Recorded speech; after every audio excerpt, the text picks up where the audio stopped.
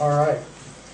I'm JackFlowers, and I'm running for County Commissioner in District 1 against Miss Lynn Paget.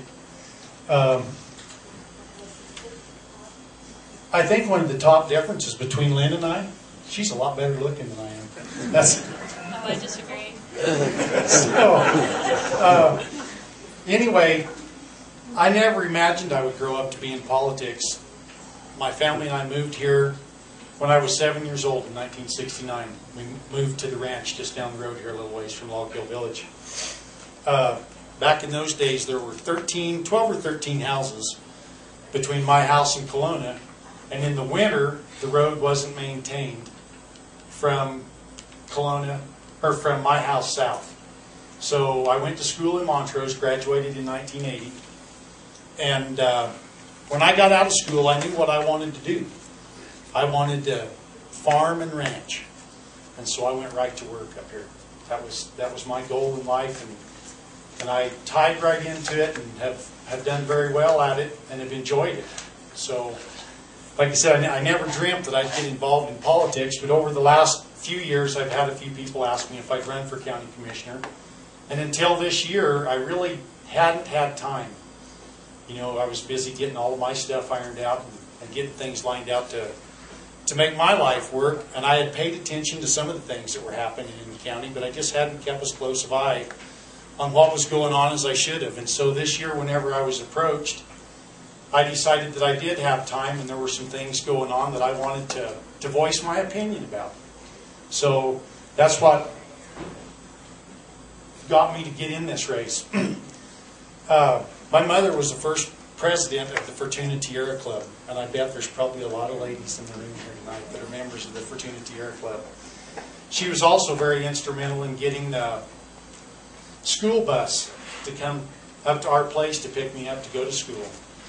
The club was also very instrumental in funding or helping the first volunteer fire department on Log Hill get funding. They worked on that quite a lot to create money for that, and that's the fire department, the firehouse that's down on 22. I'm sure probably everybody here knows where that's at. But as I was growing up here on Log Hill, we were a long ways from town. We just, you know, back in those days, it seemed like Montrose was 100 miles away. It wasn't that far, but it seemed like it was that way. So the problems that came up on the ranch, we took care of them right there. We figured out a way to solve the problems and figured out how to put things together and keep going, so we didn't have to go to town if we could keep from it. And I believe that'll be a strength that I have to bring to the county commissioner's office, is problem solving. I'm used to doing that.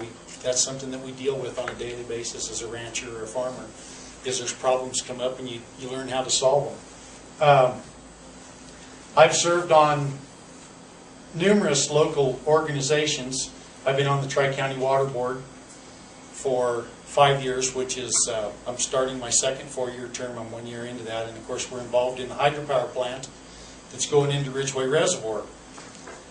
Whenever Ridgeway Reservoir was built, that hydropower plant was proposed to go in at that point in time, but it just wasn't feasible then to do it, and we've worked on it over the course of the last several years. I've been involved in some of the planning for the last 4 or 5 years, but it's been interesting and fun to get that done. I'm glad that we're able to do that, because I believe that renewable energy is important for all of us. I also served on the board of directors for the co-op in Montrose. Whenever I first was elected to the Consumers Oil Board, which was the gas station, for those of you that are familiar with that, we were doing fairly well. We weren't making lots of money, but I think that's typical of a lot of the ag programs that are in the county or in the state today. Ag always struggles a little bit. But the co-op across the street was Montrose Potato Growers, and they got to where they weren't surviving. They were fixing to get in trouble. So the board of directors at the Consumers Oil and the board of directors at the Montrose Potato Growers got together, and we merged those two co-ops and made a viable business out of them. At the same time this was happening, the co-op in Olathe absorbed the co-op in Delta. The co-op in Delta just kind of frazzled out, so they merged. And then we were competing with each other. And a lot of the members were the same members at the co-op in Montrose and the co-op in Olathe. So as time went by, we went ahead and I was very instrumental in hooking those two together, and I'm proud that we did. The co-op's a viable operation in Montrose right now. We need that. The ag community needs that. I'm also on the Colorado Wheat Board, member of the National Cattlemen's Beef Association, the Colorado Cattlemen's Association, Ouray County Cattlemen's Association, NRA, Rocky Mountain Elk Foundation, Ducks Unlimited, North American Hunting Club. Gives you an idea of what my background is. I like the outdoors. One of the reasons that I got into this that really drew me across the line to be interested in it was the Section 9 of our land use code, visual impact. I'm sure everybody here has heard of that. That's the problem that won't go away, it seems like. Everybody's interested or wondering what's going to happen there. Our visual impact code has been in place and has been working well. And 4 years ago, the county commissioners asked the planning commission to give that rascal a little overhaul. They weren't sure what they wanted to do with it, but they decided that they weren't happy with it the way it was. And there were 2 or 3 houses that didn't meet specs, that were either overlooked by the current folks that were employed by the county or something, and they just kind of fell through, and they raised quite a stink. One of them, of course, everybody up here knows is the sink house over here on the ridge. Didn't get set back far enough from the ridge. So because of those 2 or 3 things, the county commissioners decided that we needed to give the visual impact an overhaul. One of the things that they wanted to do to that, possibly, is to go ahead and add more roads, or all the named and numbered roads in Ouray County. As I was driving home last night, I counted from Kelowna to my house, and there were 13 houses that broke the skyline. And that's one of the main things in the visual impact, is skyline breakage. And I believe that if we add more roads to the visual impact corridor, it will create a terrible burden on the people that live in this county that really don't want to be under a homeowners association type of atmosphere. If you want to live in a homeowners association, you can move here into Log Hill Village or Divide Ranch and be protected from what your neighbor may do to you or something like that. But the rest of us that live out in the county, or that have chosen to live out in the county, don't want to be regulated like that. I feel that's what my feeling on that is. If it were to be passed and the rest of the roads were added, one of the things that would happen is anything that you wanted to do to your house as far as an improvement that required a permit, you would have to bring the entire structure into compliance. Or if you were to want to sell your house, you would have to tell the potential buyer that you're out of compliance.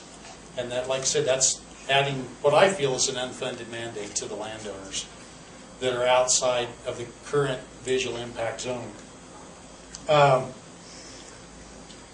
I also believe that anybody that moves to Ouray County appreciates the beauty that we have here, and they're not going to be doing things that will detract from the beauty in Ouray County. So that's how I feel about the visual impact stuff. Of course, the roads are a real issue for everybody.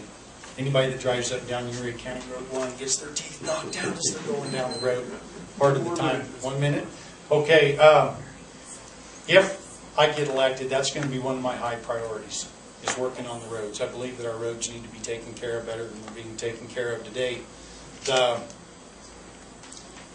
county crew possibly could be trained better. We need to get our roads crowned so that they'll drain water and not have water run down the middle of the road like we see it do sometimes. Water's a real issue for us up here too. We need to make sure that we keep our water that's here in Ouray County in Ouray County. I believe that the mining's going to bring money to our county that'll help with our budget, and that'll be beneficial for all of us. That'll be money that we can create for the roads to help keep them up to snuff. So I appreciate everyone being here this evening, and If you have any questions, for sure, run them by me, and I'm looking forward to hopefully being your county commissioner for District 1. Thank you.